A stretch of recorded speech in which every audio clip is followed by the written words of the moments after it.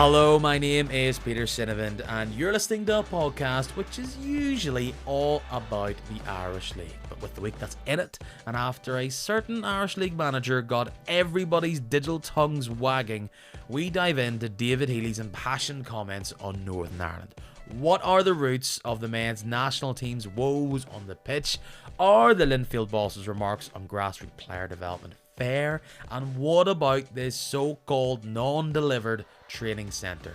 Was it promised? Is it in the works? And does it actually have an impact on Michael O'Neill's side right now? Throw in a review of this weekend's Irish League games and a preview of the slate of fixtures on the way, and that's more than enough for one sitting of this week's kicking match. Just when I wondered how I was going to fill this week's show with just 3 Irish League games, suddenly the most prolific international goal scorer this country has ever produced has thoughts on football development infrastructure. And if I know you, listener, and I believe that I do, you've been waiting 50 episodes for this podcast to cover this very topic. So let's waste no time and introduce this week's guest. Hello and welcome back, regular contributor and podcaster with the spirit of 2016 pod.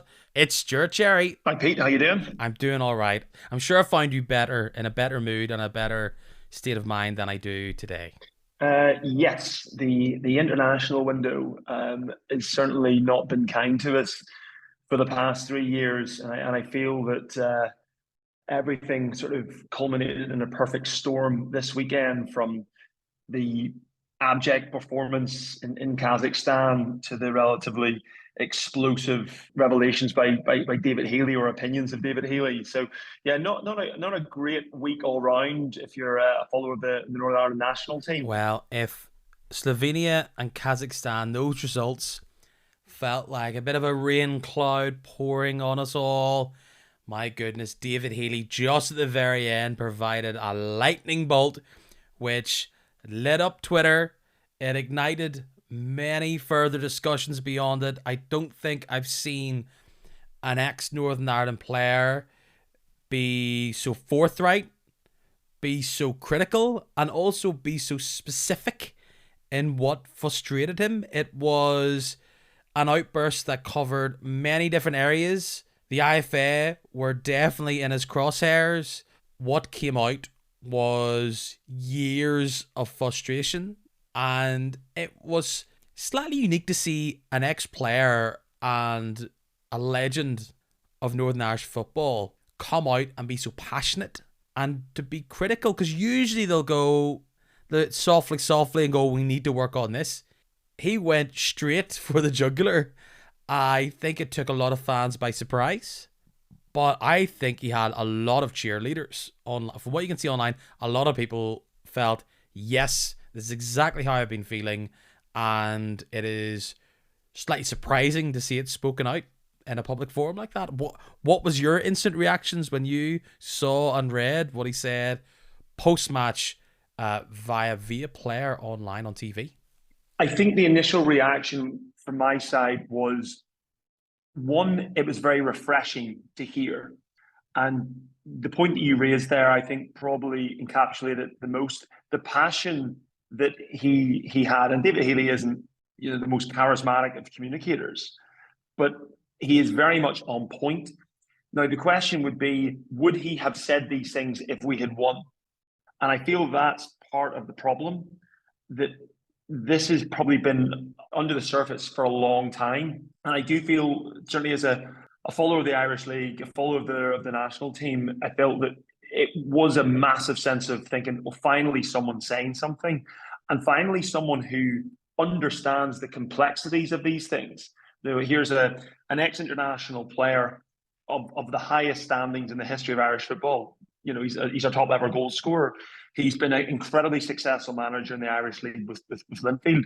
But for him to actually be thinking about these things, to be analysing the issues in such a way, I asked, would he have brought those up if we had won? He might well have done so. He was selective with the shots that he took, a bit like his playing career, but also like his playing career, he hit the target. It felt a bit like his golden cleric moment, where he was able to express a lot of feelings, even one of them which I don't know if surprising is the word to describe it, but he even was coming out back in Barclough and saying he fell foul of a lot of fundamental issues he sees within the structures of football within Northern Ireland. Some of the points for me, I think, really highlight the doldrums which the national team is currently in, and the future that we all can see of where we're going to go. I think over the past few years, we've all, if you're a Northern Ireland fan, you've always felt we are definitely waning and we're well beyond the peak, and we're just hoping that we're just about to, like, we've all just hit bottom. Like, we've all hoped over the past year and a half, okay, this is bottom. Okay, this is bottom, and this is where it all improves. And we might only be a game or two away from that. But the key thing that he highlighted for him was an issue around facilities, and particularly when it comes to a training centre. Now, this is my ignorance, maybe wasn't ignorance of many fans out there, but he really highlighted that Northern Ireland have been talking up the idea of some sort of performance centre for a long time. It hasn't come, and he was frustrated with this, and he was pointing to this as an embarrassment. I don't know where we trained as a national team, but I didn't think it was down at Queen's the odd time. I remember a few years ago, Michael brought them down to Carlton House outside of Dublin, where the Irish rugby team will train and practice because we don't have that facility. From my, and I'm not, a professional journalist or anything like that, but just of a keen interest. And I think this story with David Healy expressing his frustration isn't just about the Northern Ireland national team. This is indicative of across the Irish League and football across Northern Ireland. I think the first thing I ever read about a national training centre was in 2011 when they were talking about the funding that was first going to come out. So nothing happened between 2011. Then there was the reallocation of funding in 2015. Nothing's happened. The Euros came and went in 2016. Nothing happened. And the last piece of information I can find on this was in January 22, so over 18 months ago, when Patrick Nelson came out and spoke about the hope that they were going to make some sort of breakthrough in 2022. A lot of this is down to the funding the IFA have been hoping and holding out for from DCAL, or the government body that was previously called DCAL. I don't know if you've been taking the time, Peter, to read the Irish FA's 5-year strategy, 22 to 2027. But one of the 7 pillars they talk about is facilities. And they talk about what they want. The first thing is build an international class and training development. Cool. And then the actions are identifying a site, engage with the sub-regional advisory and working group if funding is required. Okay. So those are the 2 things. So at the minute, we don't know where the site is. And the second bit... I don't know where the site... Like, there's not even like a suggestion of it's going to be over there somewhere. They were talking about the civil service up, I think, in East Belfast. But again, there's been no discussion, or public discussion that I can find, at least, since January of 2022. And that obviously coincided with the collapse of Stormont. But the 2 things that they've said here in terms of their strategic actions: get a site, agree a funding approach, and engage with the government. Again, it'll be at least 2 years, by the time I'm sure we'll hear from Patrick Nelson, the IFA. In terms of we might hear from them in the next 6 months. But I would love to know, where are we at with the site, where are we at with the funding, and where are we at with engagement with government bodies? Because the scary thing about this is, and I'm not even talking about the trendsetters in international football, the likes of France, who set up their training centre in 1988, Belgium, who got theirs going in the late 90s. But just doing some basic research, the countries that are in and around our level, or that we would think that we are above, that have national training centres: Armenia, Bosnia, North Macedonia, Moldova, Montenegro, Wales, Albania, and the Republic of Ireland all have national training centres. And 12, 13 years on from discussing it, 7 years on from the Euros, we still don't know where the site is, how it's going to be funded, and if the government doesn't come back, who's going to step in and how they're going to do that. And what hangs over this is the shadow that in that period, we haven't had the sub-regional fund. It's whatever everyone's been pointing to. That's been lingering over all of this, and we've all been waiting, and everybody's thinking it's only 2 years, only 3 years, and they've been compiling and building up. The other side of that is that we haven't had consistently a government and executive installment to plan long term, and ultimately this, which is obviously outside of the IFA's control. So yeah. I will say that these are real factors, and this is what they are having to deal with and work with. It's not exactly a full-on training centre, but some people will point to the fact that Ulster Rugby are putting down their own 3G pitch, and they're able to do that through getting their own investment, spending themselves. They just had to get themselves ticked off when it comes to planning. So they're making moves. It's not of the same size and stature. But let's see what David Healy actually did say. So to quote him here, he said, Michael is back in the hot seat now, and rightfully so, but the structural feelings over the last number of years by the people at the IFA, having not built a training ground they promised the players and fans, having not invested in the youth system and the players. He says that he felt for someone like Ian Barclough, who was a sitting duck, he described them as, and what we don't want is to be sitting here in 3 or 4 years' time, having not given Michael the tools to go and qualify for a major tournament. I see youth football around the country, and I see enough people around the country. I see jobs for people in the IFA, but what do they actually contribute? I'm not going to get into that. I don't know what he's referring to. Obviously, he has frustrations in regards to where they're putting their resources, but I think you can have clear discussions around this training centre, what it's going to be, where it can be. Are they going to progress with this? The other thing he brought up was criticisms around the youth and the progression of players through their system, and around this hopeful surge that is starting to look like it's potentially not going to come, or is still very much in the early stages, is highlighting actually a lot of these promising players aren't homegrown. They aren't developed here. And we're always going to lean, if we can, on eligibility and trying to take people through that route. I would not give up Shea Charles for my little pinky right now. All right. Thank goodness we have him. And we've always had players like that. And Scotland have had players through eligibility. Republic of Ireland's got a big backbone of players who weren't born there. So how do we solve this? It's not a quick fix, ultimately. But I'm sure what he will want, and what many Northern Ireland fans will want, is that this lights a fire and it creates a discussion and progression on these things start. I thought it was quite telling to your point that he said, I think the quote, 3 of our best players, Isaac Price, Shea Charles and Daniel Ballard, haven't come through our system. No, I thought Shea Charles did, but the point is very valid. Those are three of the bright sparks that we have had. You threw in Conor Mack, but those are 3 of the bright sparks we've had over the past year, the darkness of the past year of international football. So he's not holding any punches. And I think he made a very salient point that the JD Academy, the Club NI, that is part funded, if not primarily funded by UEFA. And I remember listening to an interview that said that Jim Magilton understood that there was funding streams available and then availed of them. So the IFA, I don't think, can even turn around. And again, I'm not trying to attack them necessarily, but I don't know if they could turn around and say, hey, this is a fully funded project that we're doing. The facilities thing, though, I think ultimately is something that will impact Irish leagues. And I know they have plans for like regional stadiums and regional centres, but if we're solely reliant on the government money, it doesn't seem to be wanting to go anywhere.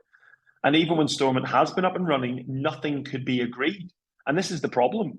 We can all turn around and say, well, Stormont wasn't running since February of 2022. Okay, but Stormont did run after the Euros. Stormont did run at times before the Euros.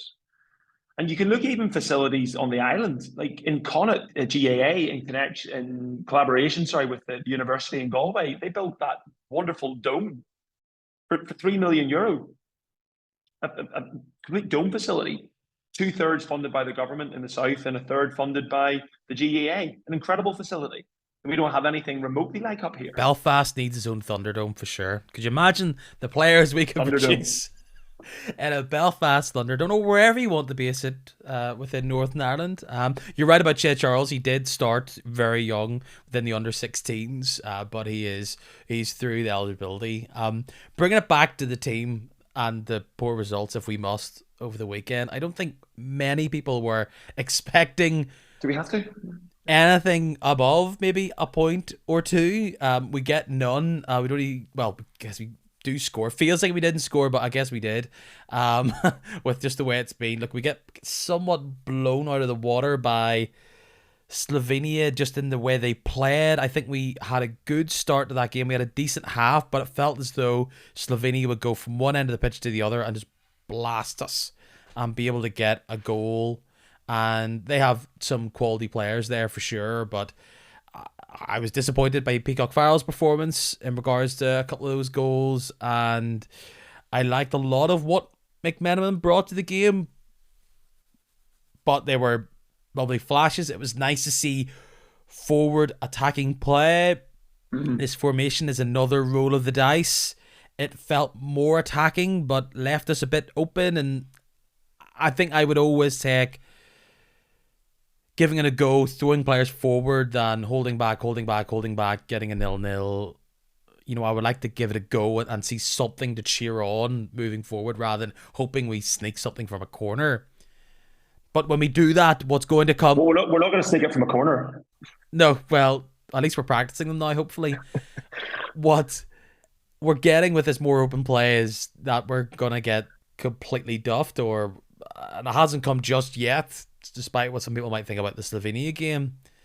As Healy says, Kazakhstan twice, you don't even score, you lose both. That would be tough. A tough sell if you were talking to 2020 or 2019 versions of ourselves. And this is exactly to the point that David's talking about here, is we can be 3 years down the line and Shea Charles is starting to come into his prime and we're looking around going, who have we got? Clearly there's one thing we need. It's going to be a striker, and probably a striker in the right frame. You can't magic them out of nowhere, but will we ever see Davis play again? If it is, it'll not be in another campaign. And with that then, how can we form this team? There is loads of injuries. I know. What would we look like if we did have players like Dallas in there? We were missing Ballard for the first game. It's kind of a hodgepodge, really. It's difficult. It's really difficult, Peter. But the reality is this. If you take from, I think, Michael's last game, which I think was the game against Germany, when we lost 6-1, we've played 34 matches since. We've lost 19 of those 34 matches. We've only won 8. And some of those wins include Malta in a friendly, San Marino in a qualifier, Kosovo at home. You know, we've not done particularly well. We've lost twice as many matches as we've won in that period of time. We haven't scored in 15 out of 34 matches. We've lost our last 5, which we haven't done for years. And those are just the stats. But we were missing, at least 6 starters from the team. At least 6 starters. If you think of Bradley, Lewis, Davis, Dallas, Corey Evans, Shane Lavery. And those are people that you would probably expect to start based off how we've been playing. But that happens. And I really, in many ways, that if you look at the lineup of Slovenia against us, I was looking at the 2 lineups. The average age of the Slovenia's team was 26. Ours was 26. Okay. Their team included players that were playing in Slovenia, Poland, Norway, Syria B, in the same way ours had, players that were playing in Belgium, Scotland, the English Championship, League One.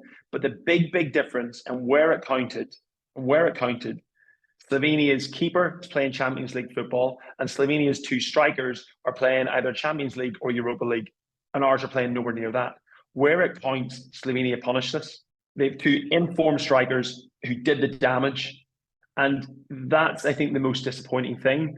We talked on the Spirit of 16 about just like the style that we played, and as you say, Conor McMenamin was very good in the first half against Slovenia. Paul Smith looked inventive in the second half against Kazakhstan. But again, the facts of this group are, Peter, we've had 70 attempts on goal, only 21 have hit the target, and only 4 have gone in. And I think the system that we played in the Kazakhstan game, the 4-3-3, I think probably suits us slightly better at the moment, maybe with the personnel, than the 3-5-2. But like, irrespective of that, our final ball in the final third was poor. I think Michael said that himself. Even Shea Charles, Ali McCann, Connor Mack, the crosses weren't effective in the second game. And I feel ultimately we're getting sort of punished in 2 ways. Either our final ball isn't good, so no matter, you could have had Kylian Mbappe up front for us, but if you're not presenting Kylian Mbappe with the chances, he's not maybe going to score. But then when we do create the chances, and there's a few times Paul Smith got to the byline, Connor Mack had that chance, the striker that we need isn't on the end of it.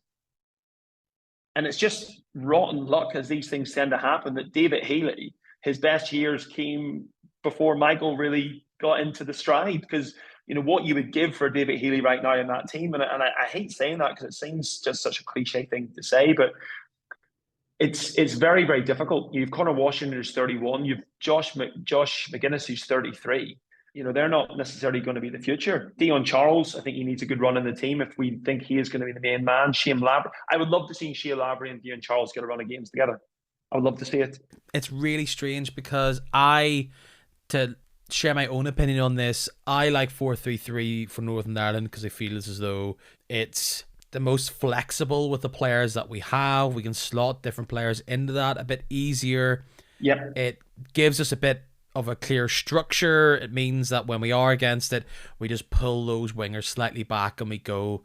And it's maybe just because I have a lot of resonance around it, because it's what I remember Northern Ireland doing so well, with the one striker and the 2 wide men. You can lopside it ever so slightly if you want to make it a 4-4-2 every once in a while. It feels more flexible. It means we always have 4 at the back and we can build it. And I know injuries are part of this, but I couldn't tell you what our strongest back line is and what's the most consistent back line, because it feels as though it is constantly changing. There's lots of key parts, because there's one thing we're going to take from the rest of this qualification group, is that this is now the test bed. This is now where you try and set yourself up there, competitive friendlies, so that you can build towards the next campaign, where we're not expected to qualify next campaign, but it's just going through the gears. And I agree with the sentiment that, look, you just don't bin all of the players. You don't go, right, we're just going to try lead bonus up top because Washington, you're not going to be here in 4 years' time. Let's just say that. I totally agree. You don't do that, because you need to have these experienced players to add the seasoning to the other players. You just can't start your under-21s team right now. But I do think we have to look at it and go, Ballard, Charles, Price, Hume to a lesser extent. We're going to... Bradley. Yes, Bradley, whenever he'll be back next season. You guys are the absolute building blocks, and everybody else can fit around. Who can you add in here, and you work around that.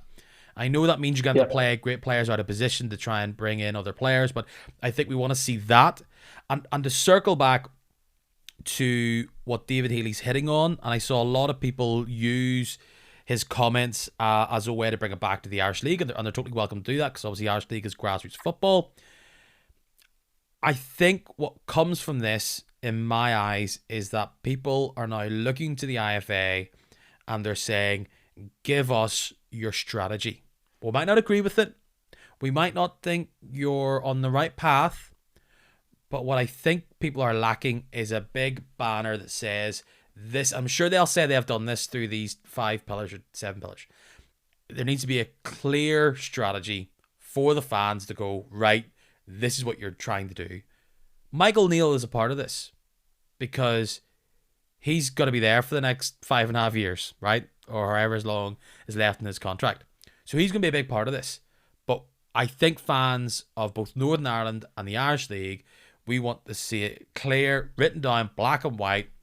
This is our strategy. This is how we're going to get there. And I think we want them to say within 3 campaigns or 4 campaigns, we want to be realistic in our aims. We want to be realistic in can we potentially achieve qualification?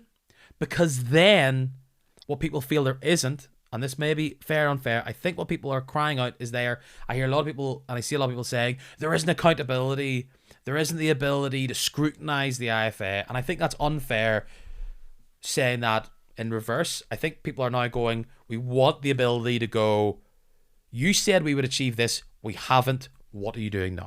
I think that's a really good point. That's what I'm summarizing. I'm not saying that's exactly what people are saying. I'm not saying that's what I'm saying they should do, but I think that's what the feeling is. This is where this outpouring of frustration is coming from. That want for a strategy so that they can say you were right or you were wrong.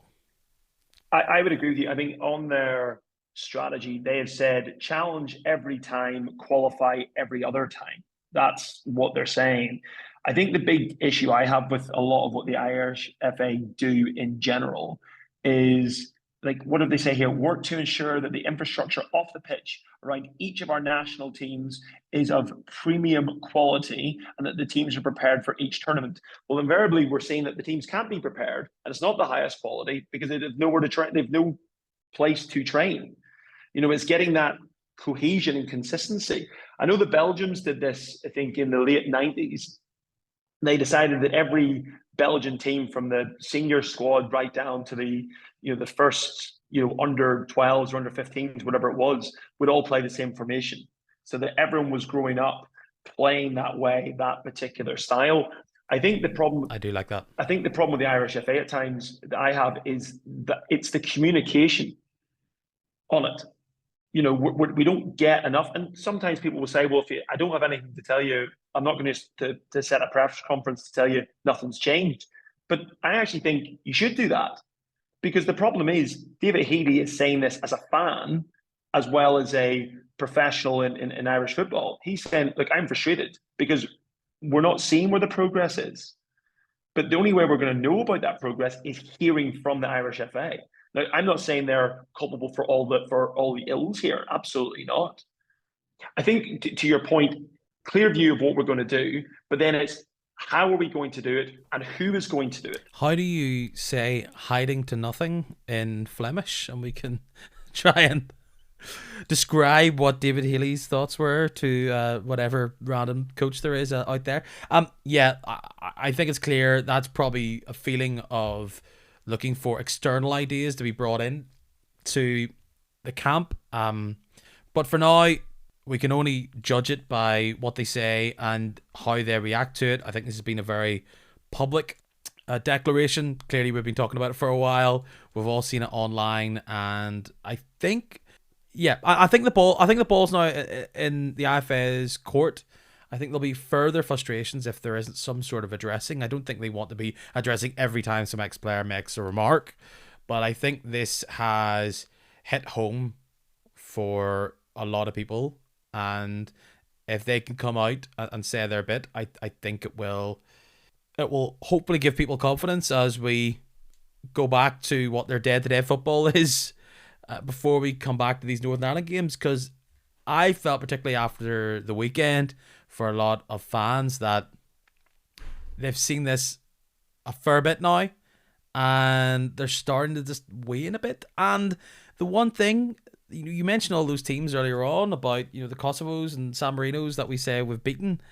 We're starting to fall back into that pot, the dreaded Andorra pot. Not actually when it comes to the rankings, but it's starting to feel like we are returning to minnows, and we've just spent the last 15 years getting out of that area of world football, and it just feels like once you get there, it's a sludgy tar pit that just takes so long to get out of. So fingers crossed there we can unearth these wonder kids out of nowhere from somewhere. The only thing, Peter, on that side is that it wasn't a great summer for the Irish League clubs in Europe. Yeah, they were unlucky with some of the things, but Larne were handsomely beaten by the champions of Kosovo.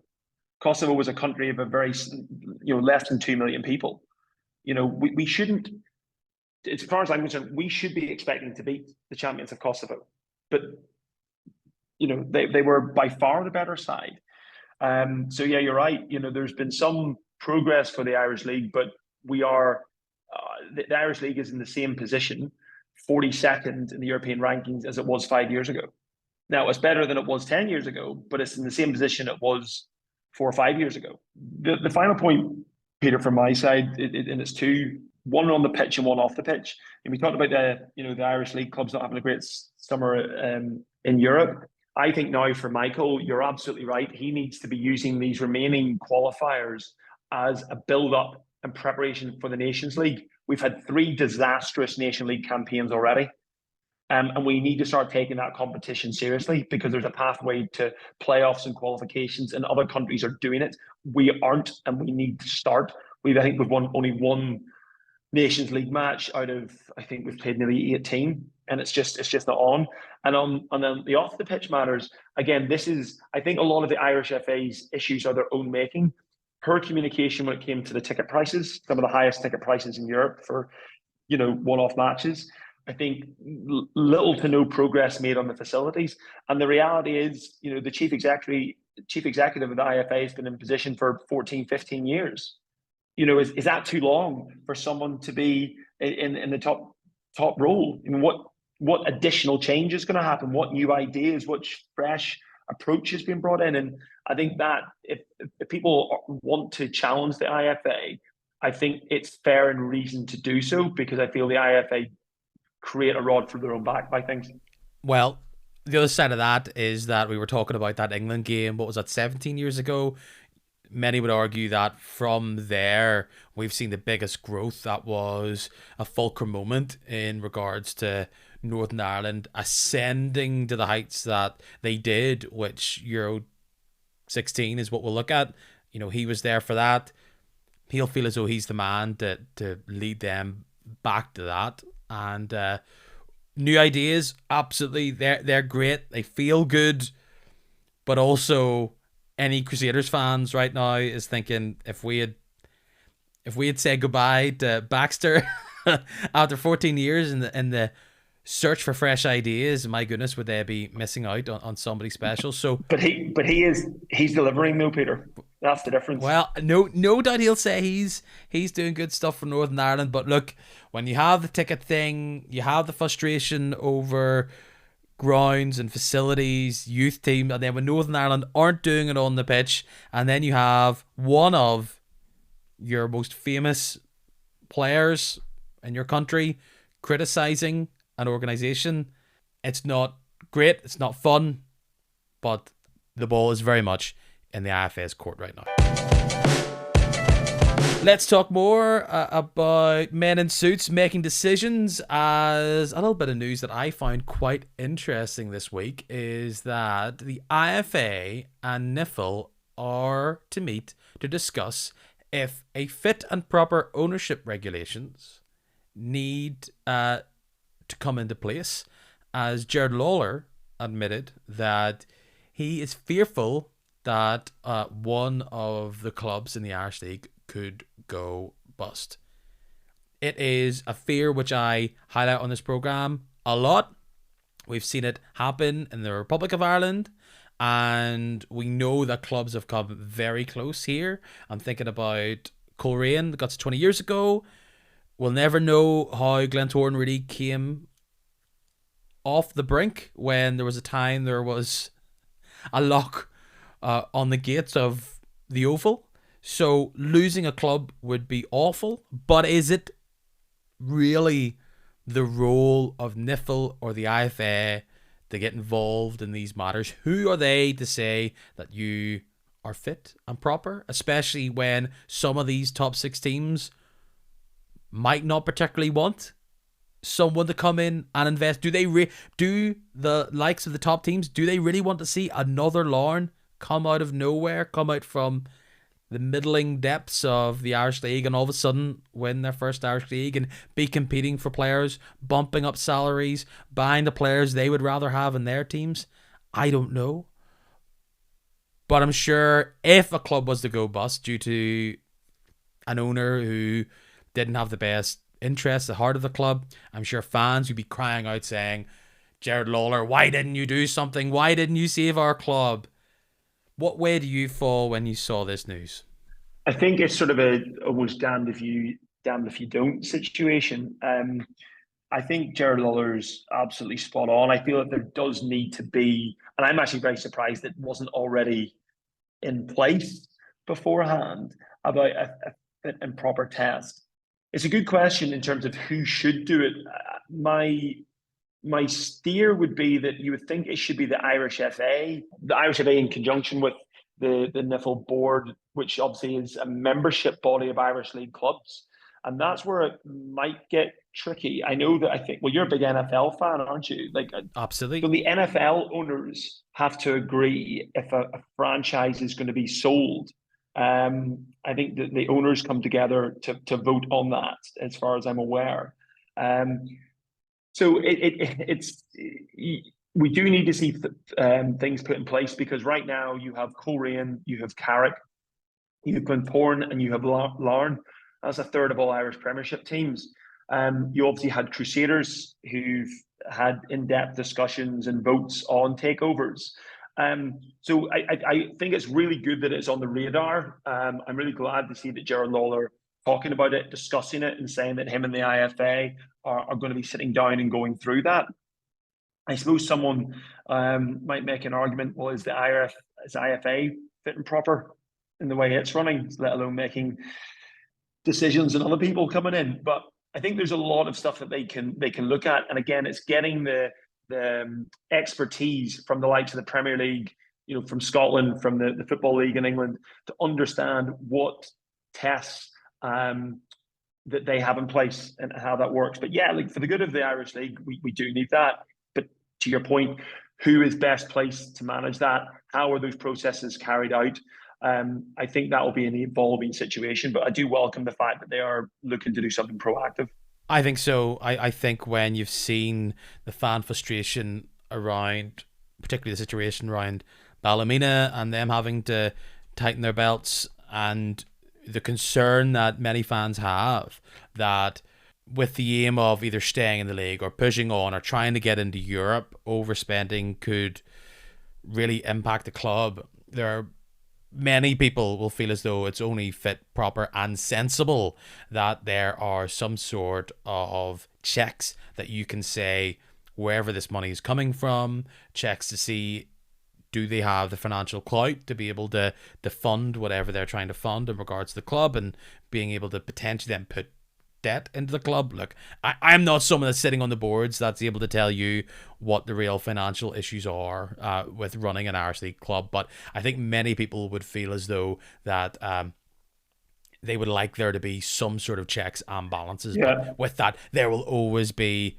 criticisms, there'll always be concerns. Well, I think if the Armageddon situation has happened to Oma Town and Newry City in the past 20 years, both entities, football clubs went out of business and went bust. Coleraine and Glentoran were staring the Grim Reaper in the face. And that is, again, you put it into that context, that would have been a third of all current Irish Premiership teams, if that was the case, on that verge, which is crazy. And if you look even down south, Limerick, Drogheda, Shells, Cork, Derry have all had serious financial issues in the past 10, 15 years. Sporting Fingal went out of business as well. So, it's an issue across all of Irish football, not just, Irish League, also the League of Ireland as well. So, it's too risky not to be taken this seriously. And I feel that the current trend of people wanting to invest in Irish League clubs, I completely agree. It is the responsibility of the IFA and NIFL then to be proactive and actually put the checks and balances in place, or at least start investigating them. So if this comes up again, I'm sure the likes of Cliftonville will be an attractive proposition for investors. Ballymena United, Glenavon, there's a lot of potential investment that could be there. So yeah, it makes a lot of sense. I don't think I've waited this long into a podcast before if we actually got down to the games that happened over the weekend. We only had a few of them, but we still need to talk about them, still need to say what's going down. Obviously with the international break, that knocked out a few teams due to call-ups, and then we had the Scottish Challenge Cup taking away a few teams, so we had 3 games, 6 teams involved.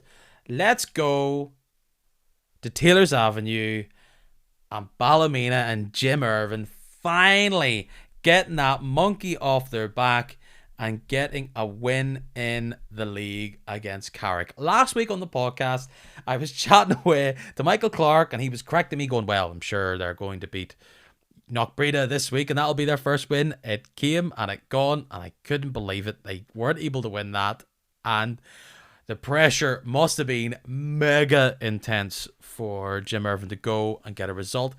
It was a knockdown, drag out. Wasn't a pretty game this, but Ballymena get the victory. It's all thanks to a rather poor penalty from Westendorf, the Larne loanee, but it counted all the same. And it's the word I said, it must just feel like relief. It's finally come because this could have dragged and dragged and dragged and dragged. I don't know what was more sort of impressive, the fact they were able to grind out that victory at a pretty tricky venue, or the amount of tumbles and turns that Westendorf did after he was fouled. I don't know if you saw this. I think he literally spun on the ground about 16 times, but yeah, and followed it up with as a pretty fortuitous penalty. But look, to be perfectly honest, to get any sort of win at that point was necessary, and as you say, they won ugly, but it's 3 points, and personally for me, like I'm not a Ballymena United supporter, but I'm really happy for Jim Irvin because I'm sure for Jim, who's an Irish League stalwart, to have your first 6-7 matches as a coach end in defeat, the pressure must have been really, really mounting on him. And again, to go to Carrick, who beat Cliftonville in the Shield during the week, they beat Dungannon the week before. I'm sure it was a very sweet victory for them. This has been an up and down season for Carrick. I thought they would be able to shake it off, and it was a case of it just being a small sample of games that they just needed to get out of the way. But this is another poor defeat for them in my eyes. Their ambition from the outsider's point of view would be push on, and particularly when not all of the top 6 sides are knocking out of the park, get these victories against teams that would be considered to be bottom 6 sides and try and have a go at it, or at least dominate the bottom 6 the best they could to make it out of doubt when it comes to 7th. That's not going to happen in the first 6-7 games. But this is another defeat where you look at it and go, that was just not great. And even the wins that they have got haven't been hugely brilliant results. There's been awful games like the 9-0. And this was just another drag out game where they're not able to get ticking, not able to get going on attack. And for a team that has so many brilliant attacking players, they aren't getting many goals right now. It's not as bad as Ballymena, who've only scored 3 goals and one of them there has come from a penalty spot to get the points. But at home against so far the worst team in the league, a defeat is not great. They've been the real Jekyll and Hyde of the Irish League, I think, so far this season, Carrick, in the sense that they've beaten Coleraine at home. They had a brilliant comeback against Linfield away. They've beaten Cliftonville at home, be that in the Shield, but then lost at home to Newry and lost at home to Ballymena United without throwing much of a punch, it would seem, from the highlights at least anyway. So it's an interesting question, and I was enjoying the conversation you had with Michael last week. But it's what are the objectives for Carrick? Do they genuinely expect to break into the top 6? Is it to finish 7th and get that playoff? It'd be interesting to know what Stewart's 7th is the next step. It is the next step. Like that would be the next step, and I think this is a club that talks about this plan, like putting their investment to the side, which I think you need to right now.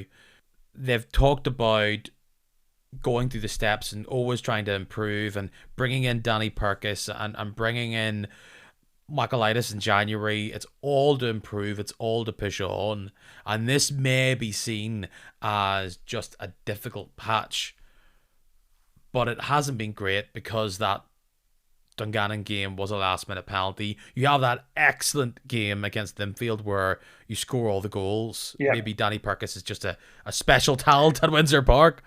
But there's no pressure on them no, there, Peter, either. That's the thing. And perhaps they're just wilting in the pressure. They know there's the pressure to get these results against these teams. And when the pressure is on them, they're falling away and they're playing. They're not delivering when they should. They're not delivering. And it's early doors. But 7 points from 7 games feels difficult. Well, I'm just looking at the strikers. Like McGuckin, Allen, Michaelitis, they've all played either 6 or 7 games and no goals. Perkis has played 7 games and scored 2 goals, like just in the Irish Premiership itself. Clearly conceding. So yeah, they're not getting goals. Yeah, and clearly conceding's an issue. The 9-0 is going to be an anomaly. It's going to wreck their stats all year. It's just looking at it going, will they bounce back again? A team that was able to rise to the occasion finally was Dungannon. After all these performances that have not been able to produce a victory, they get one, and they rightfully get it at home against Glenavon. A game where it felt like a bit of a 6-pointer. There's going to be a lot of these 6-pointers, particularly now that right now all these teams feel quite tight, and a victory feels like such a big boost to your points total. And what we could be sitting here looking at is a season where we're going to have, last year we had a bit of a bottom 2 with Dungannon and Portadown, and then Newry were dragged into it for like a quick second, and then Newry scampered away. This season we could see Ballymena, Glenavon, Dungannon, Newry, maybe Carrick, Loughgall may fall into that, where they're just constantly beating each other and it's all quite shared and it's split evenly. And then if that is to be the case, this is a huge result. Dungannon shoot right out of the traps early. Was it like 11 seconds? Gallagher, who is turning out to be a significant player for Dungannon this season. He's not starting every game right now. He's getting a fair amount of playing time when he started on the bench in the first game. When we all thought Devine was going to be their main striker, Gallagher's putting his flag out there saying, I want to be that man. Joe Moore is still quite tricky from out wide, coming from deep for them. And it's unfortunately another situation where Glenavon feel like they are just shooting themselves in the foot again. I saw the interview with Gary Hamilton after the game where he said that Stephen Taggart admits it was his fault and he puts his hands up. But that is such a crucial mistake for him not to funnel the Dungannon player out. He just gets done, and it's such a poor call to give away. Another bit of indiscipline, losing Jamie McDonough to a red card. You just don't have, when you're down there, the space and the slippage to give away results like this. But Dungannon finally get their win, and it was well deserved. Oh, I mean, the goal from Gallagher is absolutely unbelievable. That turn that he makes just before he gets into the penalty box was absolutely brilliant. And you're going to be hard pressed to find a better, I think, individual goal this season. His close control was fantastic. And again, I think he got a hat trick. Is that right? In the Mid-Ulster Cup during the week, and I think an 8-0 demolition job that they had. And he's already scored against Larne. He scored against Linfield this season. And considering he didn't score a single league goal in the entirety of the last campaign, he started like a house on fire.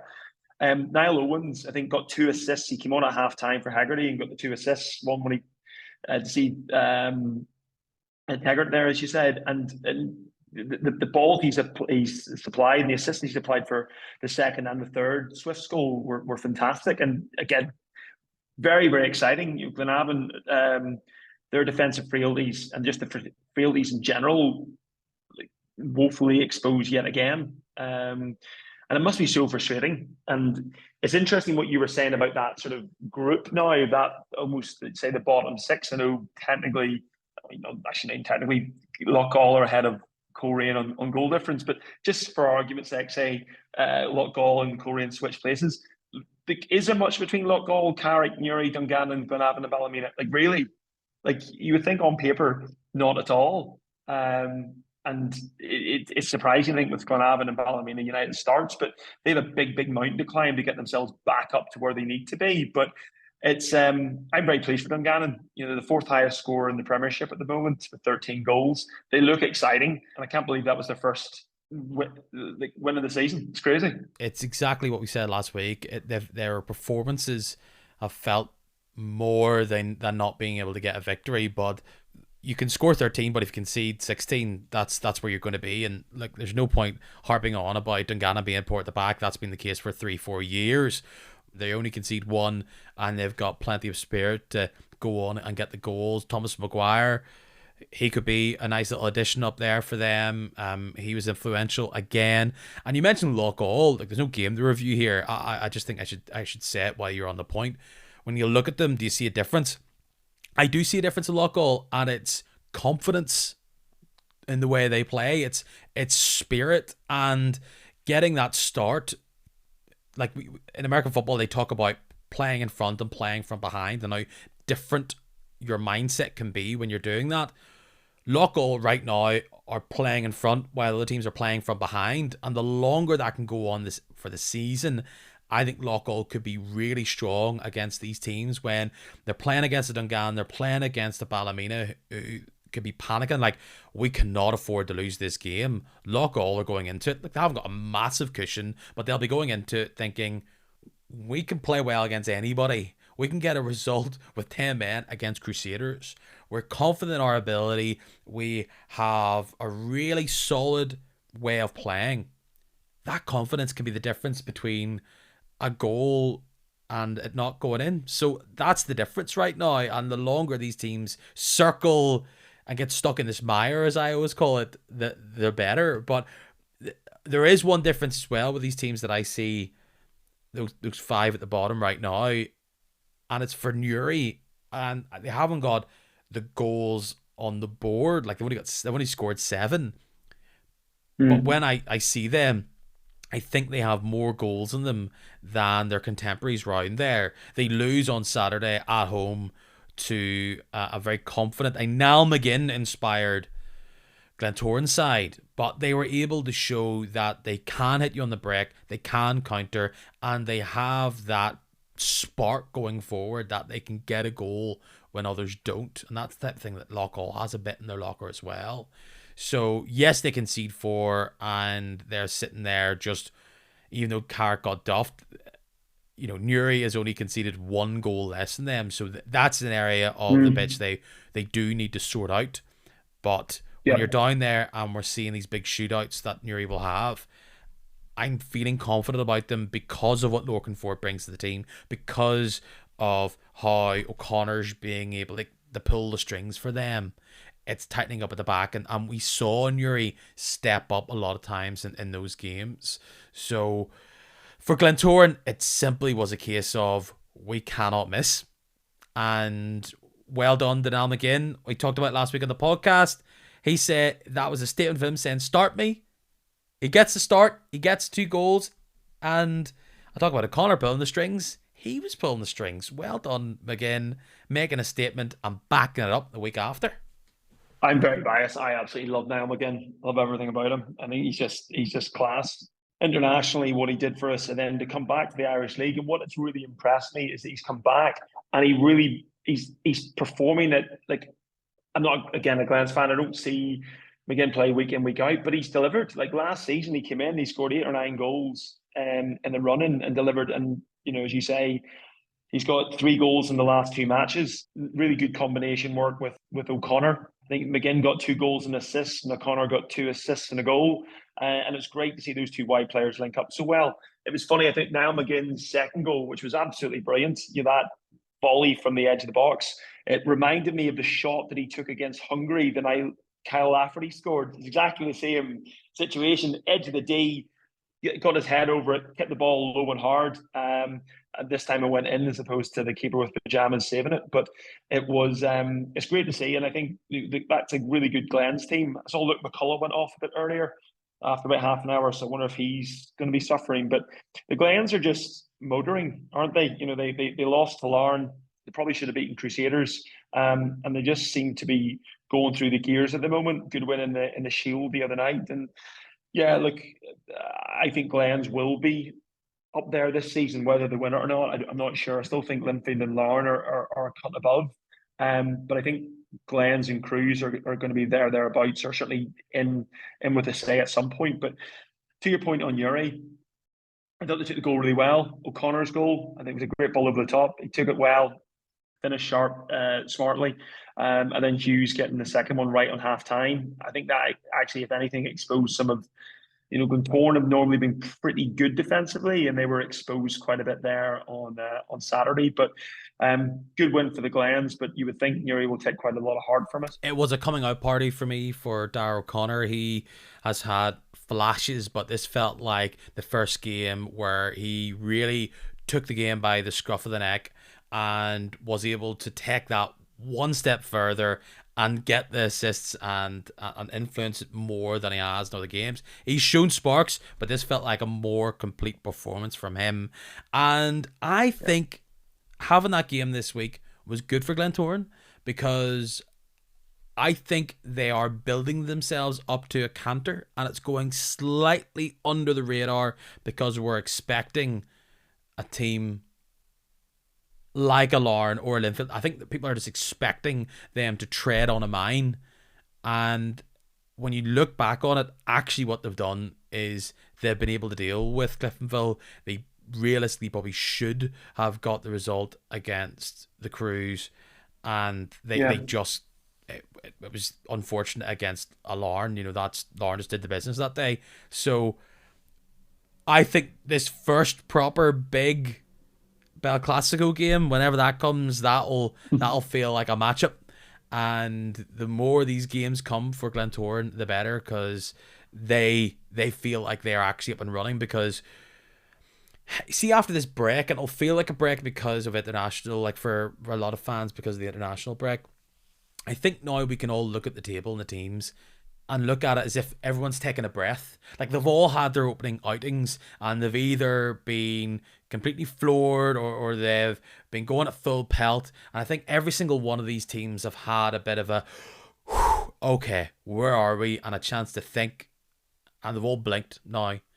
And I now am interested about what happens now, because I think that really closes the door on the opening out of the gate bedlam, and now we're going to start to see things become more into rhythm, and this is where the league winning or the league falling out of runs start to accrue. That's when they start to collate, and let's see where they're all going to happen, because let's go to our games that are happening this weekend. We have a full slate and we've had plenty of big games, but this one feels like it peaks them all, because we have been able to see what each team can do.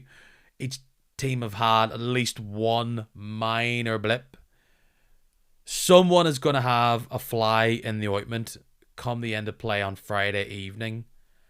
Larne host Linfield at Inver Park under the lights. The last time Linfield fans were there, it was almost the time when they were giving up the championship. It felt like that game. Are you feeling confident one way or the other? Because this feels like it could be a tetchy 10 minutes that could have an impact significantly on the next month or so for each team. Yeah, I mean, I think it's a big game. I mean, if Linfield win, they'll be 7 points clear of Larne at this early stage. I think they're 4 clear of them at the moment. So it is a massive game. And I actually feel like there's a bit of pressure on Larne. They dropped points at home against Dungannon. I think Larne deserved to win the Irish League last year. I think they were by far the best side. But again, it's difficult to know. They had a very routine win against Newry last time out in that regard. And again, they beat Linfield. I mean, I don't know how seriously people take the Shield, but they won that. They got there's another sort of feather in the cap, so they'll take some confidence going into it.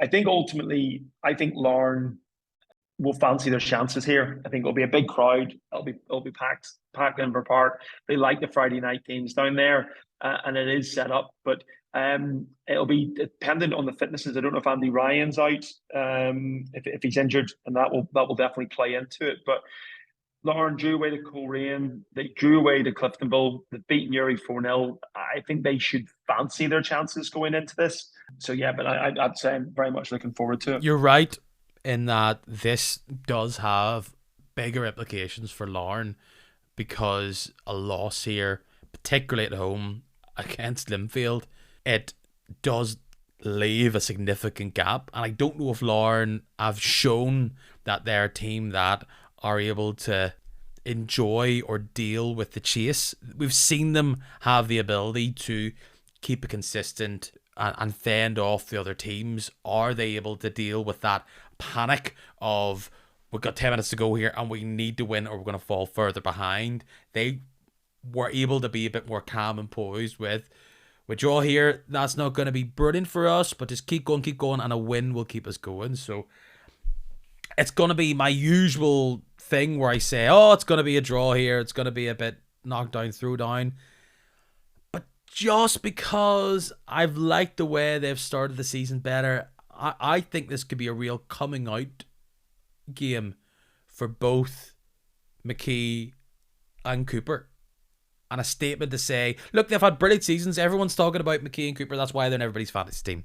But this could be the game where they stand up. And they've scored in big games already, but a big game for them to deliver for Linfield when it's tight and when the pressure is on. Because that is the thing that Linfield have not been able to do. When the pressure's on, they've folded ever so slightly and not risen to the occasion. I think they might. I'm going to go for 3-1. Well, it's interesting because Linfield they've won every away match they've played in the Premiership so far this year. You know, they won all three of their matches. As you say, Cooper and McKee are like an informed pairing in the Irish League so far. So yeah, look, it's. I fancy Lauren 2-1 myself, but I wouldn't be surprised if yours happened as well. Huge game at the bottom. I think this could be very, very entertaining. Ballymena host Loughgall. Loughgall are coming off a little week's rest.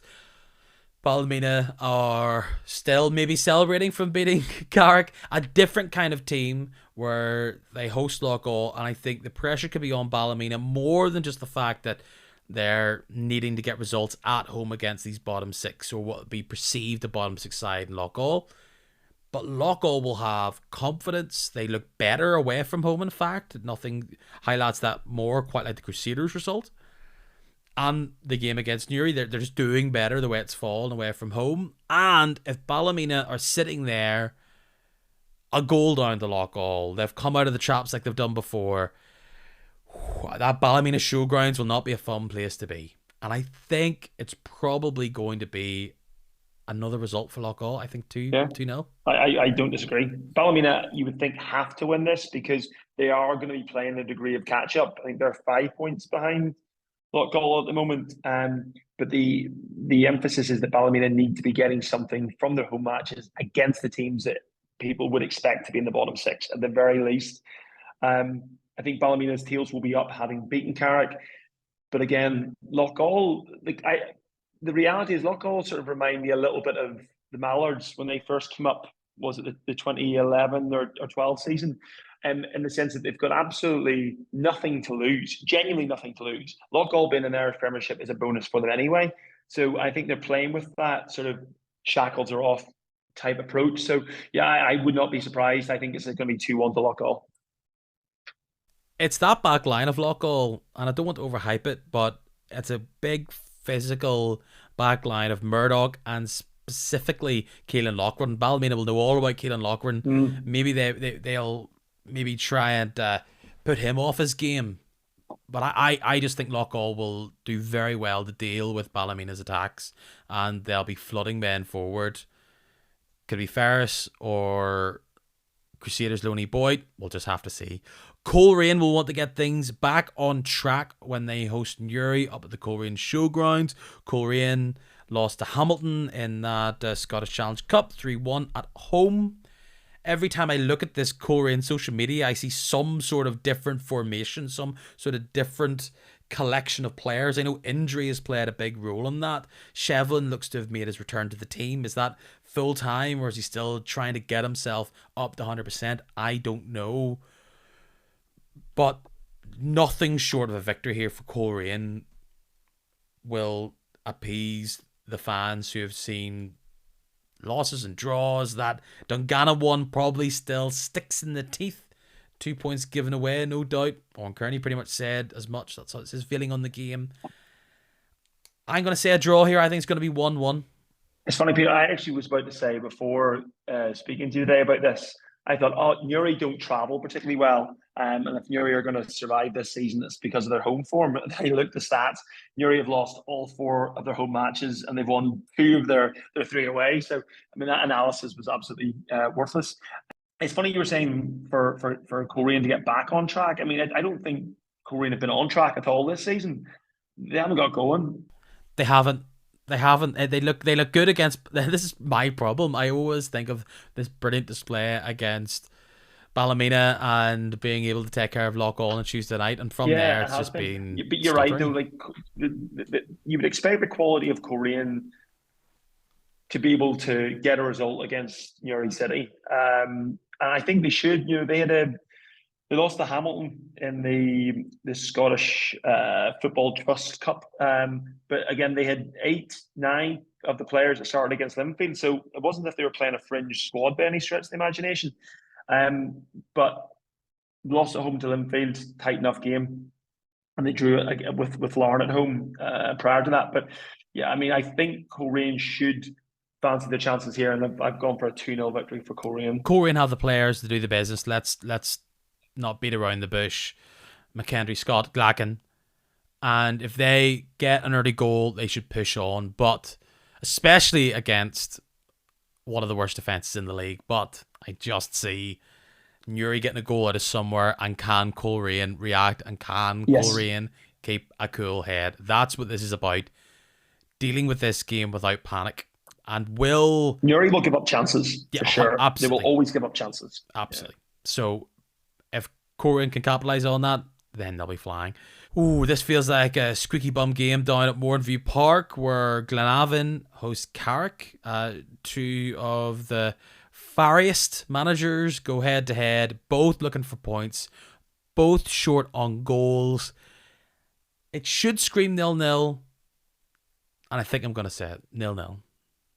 I don't know. Glenavon have been funny at home this year, and Carrick have once again been up and down. By logic, Carrick should win this 2-0 then, but I can't say that. I don't think either side are particular. I mean, I don't want to sound offensive here, but I don't think they're particularly good footballing teams at the moment. I don't think they're enjoyable to watch, either of them, though. I thought Carrick away to Linfield was a really, really good spirited performance. But I just don't think they are on the body of the work. I don't think they're particularly exciting football teams to watch. That being said, both give up chances. So I feel that the sort of the porous defence that they have will lead to that. The issue is, how are Glenavon going to score, and who's going to get their goals? Only one of their strikers has scored this season in the league, from what I can see. For me, it's going to be 1-1, as you want the paying punters to get some return. So I'm going to think positively and think 1-1. Macquarie goes back to the Oval. Will his Dungannon Swift side provide a big old banana skin against Glentoran? You've got the feel as though this season, the way Dungannon are put together, and with Macquarie at the helm, he is going to make it difficult for almost every single top 6 side, especially away from home, because they'll just be able to throw everything they've got, play a different game. Meanwhile, the opposition manager knows that his fan base are going to be on them unless they're 2 up and flying. Can you see the Swifts doing anything here? Or is this the O'Connor train and McGinn train? Don't stop rocking. I think that if Glentoran, again, probably cliche, but if Glentoran do have ambitions of winning the title this season, these are the games they absolutely have to win.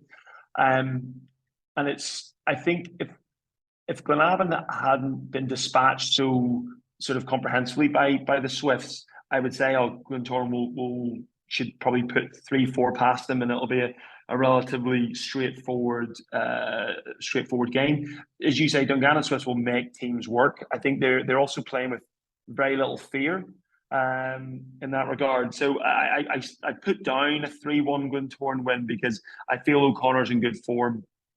McGinn's in good form, and I think McGinn scored against the Swifts last season when they played. Was it the Cup, maybe? So I expect them to continue that. So maybe even 3-2, because I don't think Dungannon know when they're beaten. So yeah, I think the Glens will win. But as I say, Dungannon will give them a couple of a bloody nose and a black eye on the way. Yeah, I can see Joe Moore just dancing around to get like an early goal in like the sixth Yeah. minute, and all of a sudden panic stations come on. But I agree. I think they're too hot right now to not back them, but they are conceding goals here or there. So you took the score right out of my head. Glentoran 3, Dungannon 2. And finally, Monday night on the big telly box, the paid for telly box, Crusaders host Cliftonville. Cliftonville lost 3-0 away in Scotland over the weekend. Not that they were expected to win. They're coming off a torrid little run, particularly against the top 6 sides. We always wondered what would happen when the competition started to notch up a gear or two. So far, it hasn't looked good. But it's a derby. Everything's a bit different when it comes to the derby game. I like Crusaders so much this season, and particularly at home. But these games are always somewhat throw the dominoes in the air and see what falls. Mm. I mean, Cliftonville, great start of the season. Winning 3-0, 3-0, and 4-0 in their opening matches. They've lost four out of the last five. Obviously, the last two defeats with Carrick and Raith Rovers are probably in competitions they won't actually care about. Or care too much about. So there is that. But again, form, it doesn't matter. It doesn't matter sometimes if you win a Premiership game or a County Antrim Shield game. It is about the form and the momentum that you have or you don't have. So, again, Cliftonville need to stop. They don't want to have 4 defeats in a row. And that's what this would be if Crusaders do the business on Monday night. But I don't know how you feel about the Monday night games. I absolutely love Friday night games. I love Saturday evening games. I'm not that fussed on the Monday nights, but hopefully it'll be a packed stadium as well. And I do love the games under the lights at Seaview. I think it's probably one of the best stadiums in the Irish League to watch a game in. It's so compact and there'll be a good atmosphere at it. I agree with you, though. I just personally think the Crews are just better than Cliftonville right now.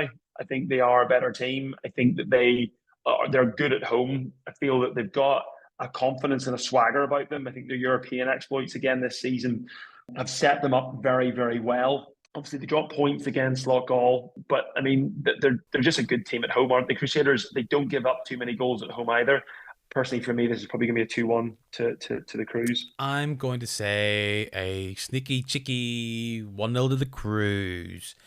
Cliftonville are just not fully healthy right now, and it's put them out of sorts. They've just knocked them off balance ever so slightly. And the Crews with Ben Kennedy and this team that has a nice bit of depth on the bench, I think they'll happily bank that week of rest. I know they lost out in the semi-final, but Baxter was delighted with the response. I mean, I have not seen a man more angry after that Loughgall game. So Cliftonville can surprise anybody in this league, but I'm going to back Crusaders at home. That is our fare for this week. Stu, thank you so much for jumping in. Lots of non-Irish League things to talk about. Hope those people didn't mind it too much if that is not the team that you support. But Stu, I'm sure if they are fans of this fine podcast, even if they're first-time listeners, no doubt they follow you online. But if they are uninitiated, how can they join the cult of Stewart Cherry? I think it's Irish Will at 83 on Twitter. I was going to say I would have been very happy to talk about France and the Netherlands beating the Republic as well if we needed to get into that, but so we'll maybe do that next time. Maybe so. I know it's one thing where if Northern Ireland isn't doing well, usually the Republic is doing well and vice versa. We didn't have any one Ireland team talk either. Usually when they're both doing bad, that crops up, but I think we're well past that from fans of both sides. So hopefully next time we're sitting here, we'll be chatting about our own Evan Ferguson that we've been able to grab out of somewhere. Lee Bonus could be our next hero in a Stuart Dallas kind of style. But Stu, Until next time, been great having you. Chat to you soon, man. Anytime. A lot of Northern Ireland talk on this week's podcast. I know that isn't everybody's flavour of national team if you're listening to the podcast, but it's just the persuasion that we are going for here. So I hope if it wasn't your jam, you enjoyed the chat all the same, because it's still players which might be playing for your team or one of the other teams in the Irish League. We're all fans of football that's happening somewhat down the road. Otherwise, if you weren't, how would you enjoy being smug compared to all your friends who are obsessed with Leeds or Aston Villa or something like that? Regardless, you tuned in this week. Thank you very much for that. You know yourself, if you're brand new or you're just looking for a bit of, I don't know, Kick and Match on the go, you can do that via the social media channels. It is at Kick and Match on Facebook, Instagram, on Twitter. It is that on it all. I hope you've been enjoying my little clips. Hopefully they've enticed you in if you went, oh yeah, I haven't listened to this week's podcast. But if you want a little reminder, a little notification to say, boom, Peter's got it sorted, it's up. If you are a Spotify listener, you can do that by hitting subscribe. It's easy, or maybe it's follow. I don't know. But there's a little button that says follow. Follow. It's there, boom. Don't need to think about it. But if you've done that, cheers. If you've asked your smart speaker to play it, you know what to do. Hey, smart speaker, please play Kicking Match, an Irish League podcast. Kind of looking forward to see how they pronounced this week's episode. Right, there we go. Full load of games. Big one on Friday. Looking forward to it. See you next week. And until then, tally-ho.